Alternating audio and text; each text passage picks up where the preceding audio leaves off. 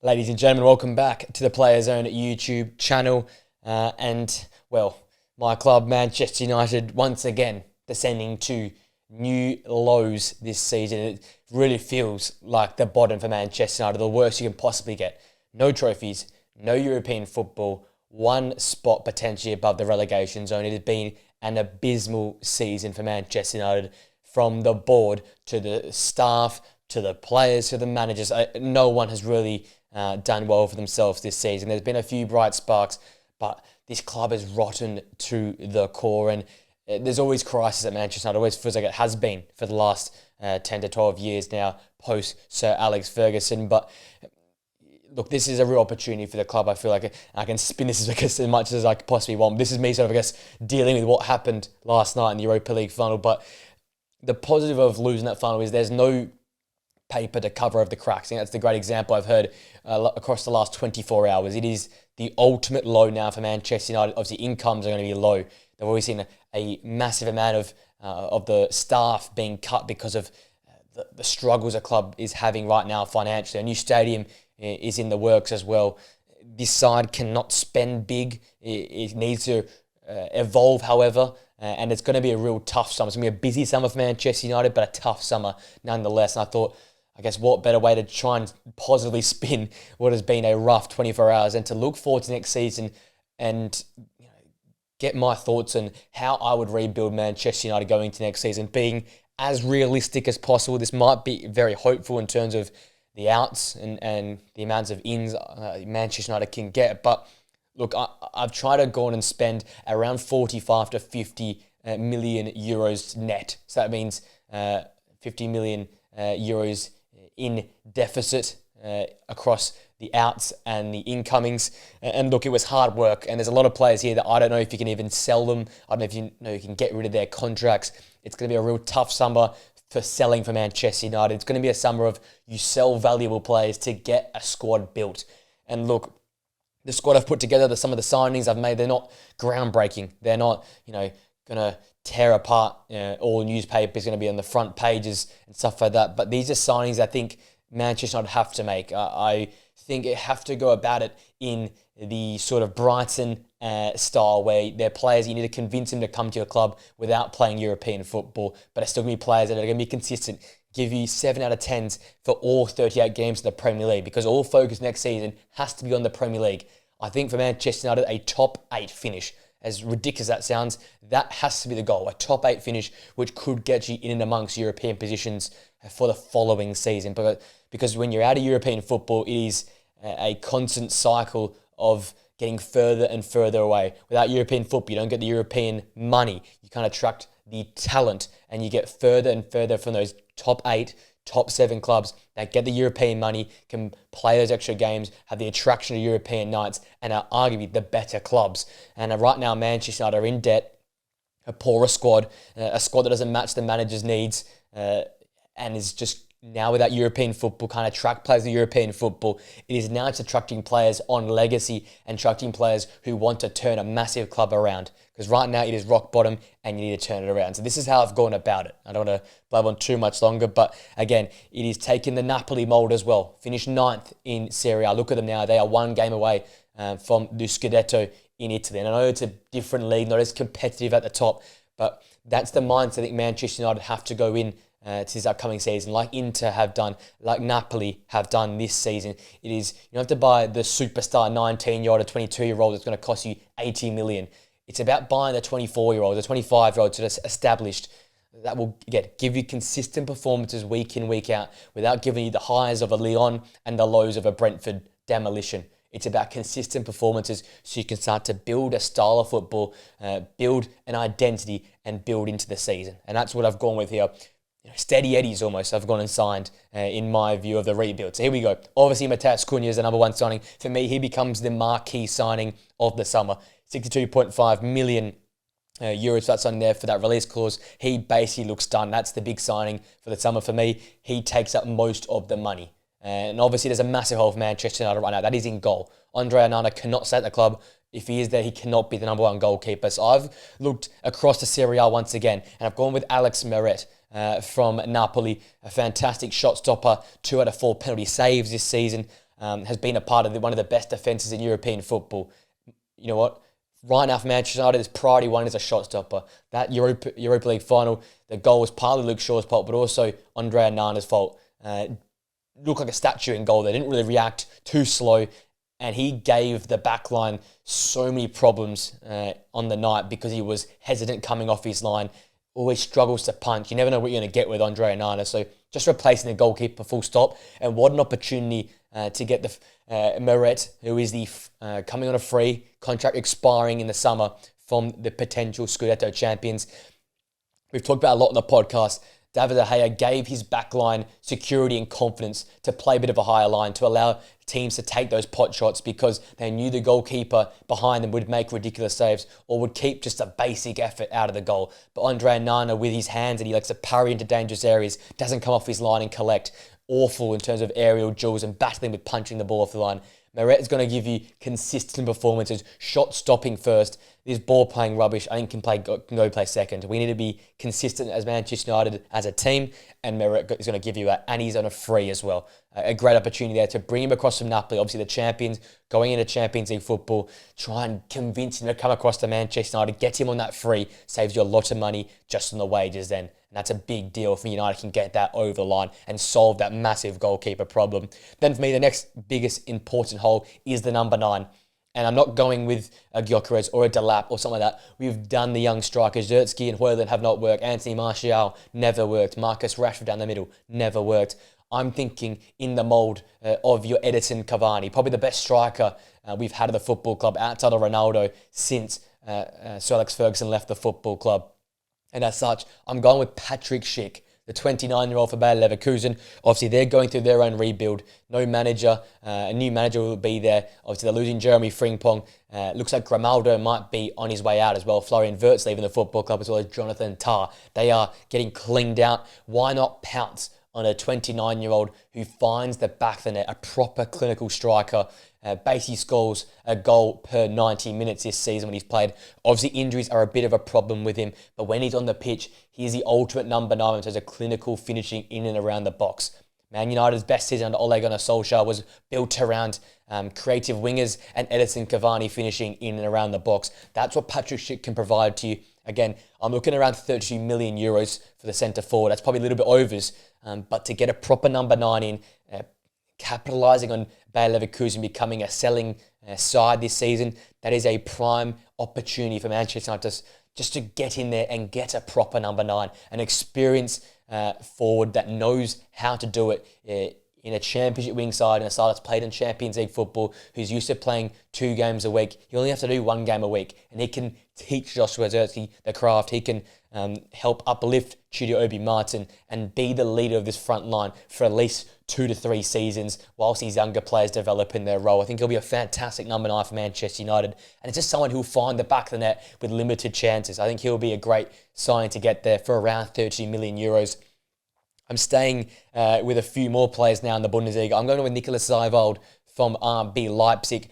Around 20 million euros for this player as well. And again, another opportunity with RB Leipzig not making any European positions in the Bundesliga. It is a real rebuilding phase for them. Obviously, we know that is likely Xavi Simons out the door, also Benjamin Sesko as well. Why not pounce on the central midfielder? Adds a bit of depth for Manchester United. Is a classic steady Eddie type player. Not fantastic on the ball, but is fantastic into a challenge. In tight spaces, does very, very well in terms of escaping those tight areas. And a fantastic, I guess, piece to add to that United midfield that has looked leggy, has looked slow, has looked like a lack of the fight. Obviously, Scott McTominay and Fred, as much as we mocked them and we were critical on them, it's lacked that energy and intensity that those two would bring. Nicolas Seiwald can bring that with a little bit more pizzazz on the football, but most importantly for me is the ability to play out of a press. I think his passing rate is not fantastic, but dealing with pressure, dealing with high intensity, he's one of the better players at doing so, and I think he can be a great addition to that midfield as a rotational piece, or if he can really prove himself in the Premier League and live up to expectations, potentially a starter for Manchester United in a double pivot. So look to him to be a key player to get if you're Manchester United as well. And then something that'll be a little bit more harder to get, but I think a type of mould of player we definitely need at Manchester United is Felix Metscher. 28 million euros, I'm thinking, from the Bundesliga central midfielder. Again, in that Scott McTominay mould, a little bit bigger and stronger. A number 8 that can push on into forward areas, late runs into the box, create opportunities for your centre forward. He is the versatile central midfielder that can do a bit of both. Very strong physically. Obviously, the defensive acumen probably needs to improve as such. I would play him in a double pivot. But going forward, he can drive the side forward. He can create things as you transition from defence to attack and can be the perfect link between your 2 central midfielders and your 2 number 10s in behind the centre forward under the Rueben Amorim system. Again, a little bit different to what he's had in the past at Sporting Lisbon, but someone I think with the physical attributes that would be perfect to the Rueben Amorim system, especially, most importantly for me, is transitioning from midfield to attacking areas. United have struggled with that under Rueben Amorim, progressing the ball from those 2 deeper lying midfielders to the 2 number 10s or those 2 sort of wide attacking midfielders. So he could be a massive game changer for Manchester United, but again, he'll be giving up Champions League football with Borussia Dortmund to come to Old Trafford and play for Manchester United, but he gives me the feel that he's a player that will be up for the task and up to bring Manchester United back to where we want to be. And then I think a pivotal signing that could change the club going forward is Juan Miranda for Bologna. Love watching Bologna play. Talk about consistency. This is the epitome of consistency. Came across Real Betis to this Bologna side this season. A Spanish player, fantastic on the football. Equally good defensively. Was man of the match on SofaScore for the recent Coppa Italia final. He has it all. And in a 5-back system, it'd be really, really fantastic to see what he can do going forward. He has the ability to drive forward, get balls into the box, and again, a consistent cross into the box. You're not going to get, 1 great ball and 3 bad balls. You're going to get 2 out of 3 consistent balls in the box. They're going to be dangerous for a Patrick Schick or a new centre forward to head home into the back of the net. And his defensive coverage is fantastic. Again, not the quickest, not the strongest, not the best passer of the football, but he's probably 8 out of 10 in all those categories. And is someone that's very highly, I think, overlooked this season. Fantastic in the Bologna back line. He'll add that consistency, that class to the United back 5, which is desperately needed. I love what Dorgu has done this season coming across from the Serie A, but he's a raw talent. You need someone a little bit more experienced, a little bit more consistent in that back 5 to trust on to provide you attacking threat from the wide spaces, but not only do that, but be solid defensively and contribute to what has been a very, very strong United back 5 this season. So they're my signings. That adds to about 160 million euros of a spend. But with that, I'm going to have 115 million worth euros of outgoings. Alejandro Garnacho looks like a banker. 40 million euros I expect from him. Obviously, won at 60 at the start of last season, but it's probably dropped down to 40 million euros with the struggles he's had through times this season. I think Marcus Rashford you can get gone for around 30 to 35 million euros. Hopefully, the 35 million euros will be the big one. I think those 2 are the bankers to go. Jadon Sancho, I think, will go as well, but for nothing. I'm thinking around 8 million euros for him. Obviously, we will recoup 5 million euros with Chelsea giving him back to Manchester United, but I think you're looking at around 8 million euros for Jadon Sancho. Obviously, I'm letting the contract expire for Johnny Evans, Victor Lindelof, and Christian Eriksen. And then the 2 ones that are going to be difficult to sell, but I would love to sell and especially get rid of their wages, is Rasmus Højlund for around 20 million euros. Maybe I'm being a little bit optimistic with that, but the biggest one for me is Luke Shaw. I think he was probably one of the worst players on the park in that Europa League final. If you can get him gone for 12 million euros, most importantly, get rid of those 2 years and those wages, that'll be a massive step in the right direction for Manchester United. Not consistent enough, not fit enough, and not good enough anymore. Obviously, Rasmus Højlund just hasn't worked out, hasn't quite been the striker for Manchester United. We need an older statesman that is a more consistent, clinical finisher in the box.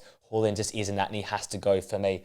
That altogether adds up at around 150 million euros of outgoings, meaning United will have a net spend of around 40 million euros. And I think that's manageable for a side that's not going to be in Europe next season. With those signings and with the Amorim system, I would therefore line up with Alex Meret in goal, Juan Miranda as a left wing back, with Lenny Yoro, Harry Maguire, Matthias de Ligt at centre-half. I think the centre-halves have been probably the shining lights for Manchester United this season. When fit, they've been fantastic. Obviously, Lisandro Martinez in the back 3. He'll come back once the ACL's fixed, but that's looking way late, February time, probably in 2026. So it's Miranda, Euro, Maguire, De Ligt, and Nusret Mazraoui. What a pickup he was. And I think Juan Miranda could be that style of signing yet again. Mazraoui came in for around 12 to 15 million euros. Not much talked about him, but he was a winner. He came from Bayern Munich. He knows how to convert and win games of football, and he showed that as one of the best players for Manchester United this season. In midfield, I'm going to change up a little bit. Manuel Ugarte as the deep-lying number 6 and Kobbie Mainoo as a double pivot. I think next year is a massive year for Kobbie Mainoo to kick on and show what he's all about. That ball playing, the ability to dribble out of danger and absorb pressure and find the right player is the reason why I've got him a little bit deeper next season, playing alongside Manuel Ugarte. But a yin and yang, you've got legs, you've got energy, you've got ball playing ability in there. I think it's so important for Manchester United's two deeper midfielders. They can play through the press, and those two are going to be a great combination of that. That leaves Matheus Cunha as the left attacking midfielder, Bruno Fernandes, the captain, as the right attacking midfielder, and Patrick Schick leading the line for me. Again, a clinical finisher that will give you 10 to 15 goals in an average season. If it's a good season, if we're attacking well, he probably gives you 20. But for Manchester United right now, across the last 15 to 18 months, the problem has not been defensively. Outside of Andre Onana, the back five or the back three, and whatever system you want to say, has been very, very good, I think. At least 7 to 8 out of 10. But the attacking football, the ability to play through a low block, deal with the press, has been awful. The progression from midfield areas to forward areas has been the problem. And that's why the introduction of Matheus Cunha, the reintroduction of Kobbie Mainoo in a deeper lying position, adds this ability and quality on the ball that can drive us forward. And then when you've got Patrick Schick up top, a proper finisher, a proper number 9, you're going to fire more goals and more chances to score in games of football. Altay Biandia becomes a backup goalkeeper. You've got Diogo Dalot, Lisandro Martinez, Aiden Heaven, Patrick Dorgu, Toby Collier, Casemiro, Nicholas Weiwald, Felix Mecha, Amad Diallo, Mason Mount, and Joshua Zirkzee as your rotational players. I think Zirkzee can be your versatile, number 10 and number 9 at times. I think Amad Diallo can rotate through based on form if you're going into low block and play as the right wing back. You've obviously got Toby Collier, who will continue to develop in midfield, but I'd rather Kobbie Mainoo play alongside Manuel Ugarte. And then for me, the Zywald and Mecha signings, it's interesting if they would work in this United side and work in the Premier League.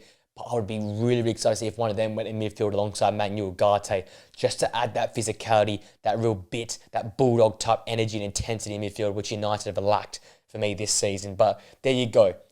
45 million euros worth of net spend. Again, no massive names, but I think smarter signings, fixing up holes in the side that are desperately needed, and it makes United a more consistent team. It might not make Manchester United next season a top 4 team, but it'll make United a team that Rueben Amorim can provide his information and build a belief and system in the side and some confidence in their structure and in their tactics to bring the side forward in years to come. I think it's about making baby steps now for Manchester United if you want to be successful going in the future, and it may mean a few trophyless seasons to build this squad. That's my thoughts. Let me know your thoughts in the comment section down below. Am I being very optimistic with the outgoings in this side? Am I being optimistic with some of the signings to join Manchester United? Let me know your thoughts in the comment section down below. I'll do this for a few more teams as we get further and further into the off-season. Let me know which team you want to see me rebuild next. And again, let me know your thoughts. Maybe a score out of 10. How do you think I've gone in rebuilding Manchester United? If you enjoyed the video, guys, smash a like on it. Subscribe to the Players Zone channel. And I'll see you guys in the video or podcast very, very soon. Till next time, guys. See you later.